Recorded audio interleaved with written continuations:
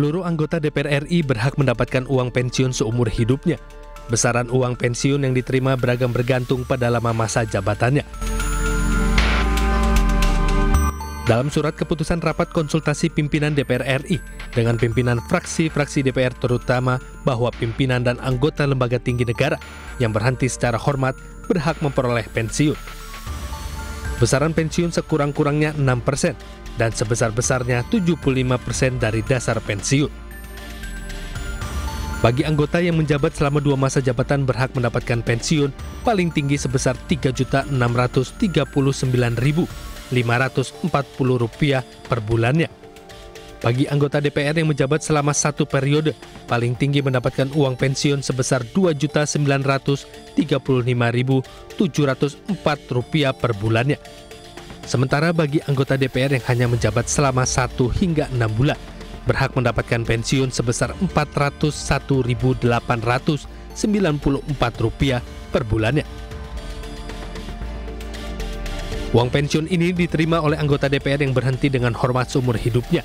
Pembayaran uang pensiun dihentikan ketika anggota DPR meninggal dunia, namun setelah itu diterima keluarganya dengan ketentuan lebih lanjut.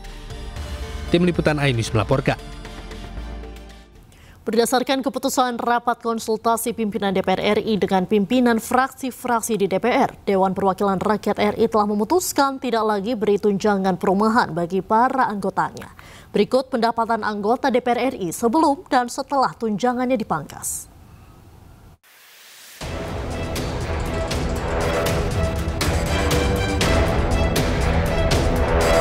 Pendapatan anggota DPR RI dalam sebulan sebelum dan setelah dipangkas, anggota DPR RI mendapat gaji pokok Rp4,2 juta. Sementara itu untuk tunjangan melekat sebelum dan setelah dipangkas, anggota DPR RI tetap mendapat Rp420.000 untuk istri atau suami, Rp168.000 untuk anak, dan Rp2 juta uang sidang per paket.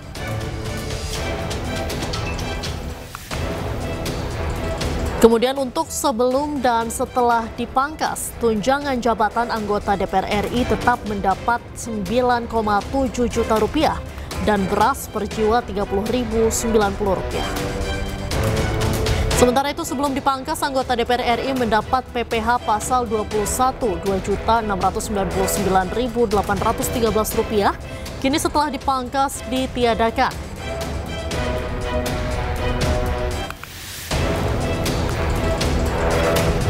Untuk tunjangan konstitusional sebelum dipangkas, anggota DPR RI mendapat tunjangan kehormatan Rp5.580.000. Setelah dipangkas meningkat menjadi Rp7.187.000. Tunjangan komunikasi sebelum dipangkas mendapat Rp15.554.000 dan setelah dipangkas tunjangan komunikasi intensif dengan masyarakat meningkat menjadi Rp20.033.000. Lalu untuk tunjangan peningkatan fungsi sebelum dipangkas Rp3.750.000 dan setelah dipangkas tunjangan fungsi pengawasan dan anggaran menjadi Rp4.830.000.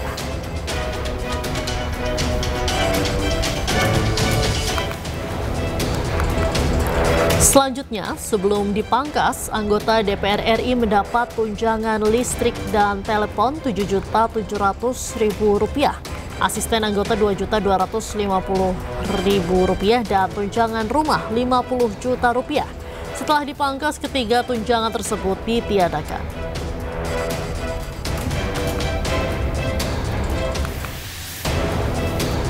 Selanjutnya, sebelum dipangkas tidak ada honorarium fungsi dewan yang meliputi legislasi, pengawasan, dan anggaran.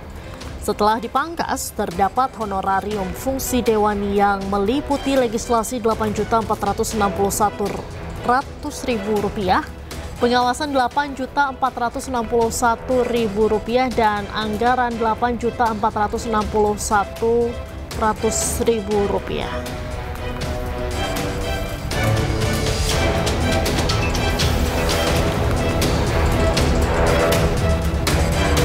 Dari data tersebut pemirsa, total sebelum dipangkas per bulan anggota DPR RI mendapat Rp104.051.903 dan setelah dipangkas total bruto yang dipadat anggota DPR RI Rp74.210.680,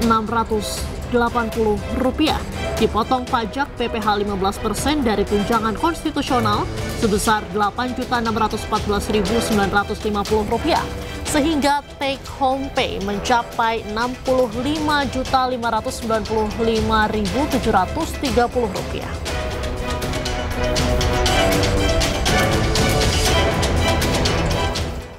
Sementara Forum Masyarakat Peduli Parlemen Indonesia atau Formapi meminta DPR RI kembali mengevaluasi seluruh tunjangan anggota Dewan, menyusul masih tingginya gaji yang diterima oleh anggota Dewan.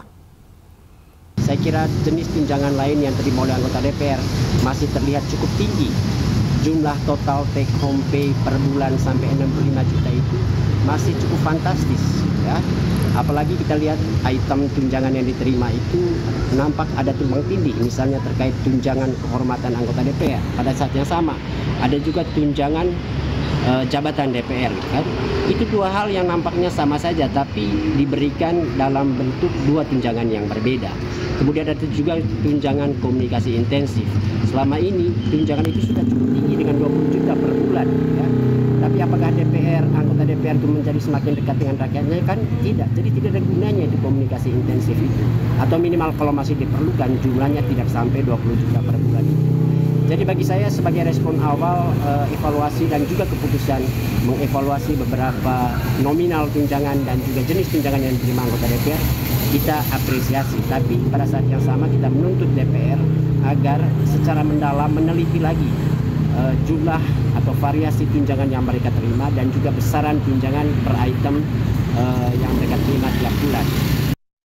Penyanyi Agnes Mo turut menyuarakan kepeduliannya terhadap situasi Indonesia saat ini. Melalui unggahan di akun Instagram pribadinya, ia membagikan video dirinya menyanyikan lagu Ibu Pertiwi dan Indonesia Pusaka. Lihat Ibu Pertiwi. Penyanyi Agnes Mo tidak dapat menyembunyikan kesedihan hatinya melihat banyaknya kerusuhan di Indonesia. Lewat media sosialnya, Agnes mengungkapkan perasaan hatinya dengan menyanyikan lagu Ibu Pertiwi dan Tanah Airku. Suaranya yang lirih seolah menggambarkan dan mewakili kegelisahannya sebagai anak bangsa yang merindukan kedamaian. Dalam keterangan videonya, Agnes mengungkapkan jika Indonesia merupakan rumah yang tak pernah ia lupakan. Meskipun saat ini ia tengah berkarir panggung internasional dan tinggal di Amerika.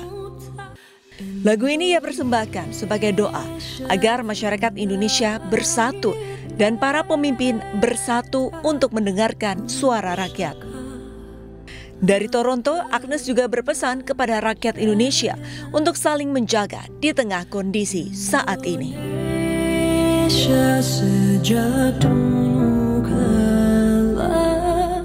Media sosial tengah ramai dengan tren foto profil Brave dan Hero Green. Bukan tanpa alasan, kedua warna ini merupakan wujud solidaritas, perlawanan, dan harapan yang lahir dari gelombang demonstrasi beberapa waktu lalu.